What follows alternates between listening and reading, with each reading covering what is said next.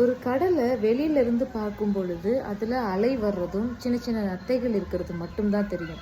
ஆனால் கடலுக்குள்ள இறங்கி உள்ளே போய் அதுக்குள்ள வாழ்வாதாரத்தை தேடுறவங்களுக்கு தான் தெரியும். கடலுக்குள்ள விலை மதிக்க முடியாத பொக்கிஷங்கள் நிறைய இருக்குது. மீனாகவும் முத்துக்களாகவும் இன்னும் நிறைய இருக்குங்கிறது தெரிய வரும்.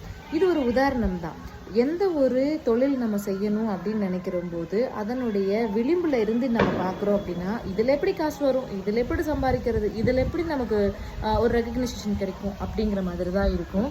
ஆனால் அந்த தொழிலை முழுமையாக தெரிஞ்சுக்கிட்டு அதுக்குள்ளே இறங்கி வேலை செய்யும் பொழுது மட்டும்தான் அதில் இருக்கக்கூடிய பாசிட்டிவான விஷயங்களும் அதுக்கான வருமானம் வரக்கூடிய விஷயங்களும் ரெகக்னைசேஷன் கிடைக்கக்கூடிய விஷயங்களும் நமக்கு புரியவே ஆரம்பிக்கும்.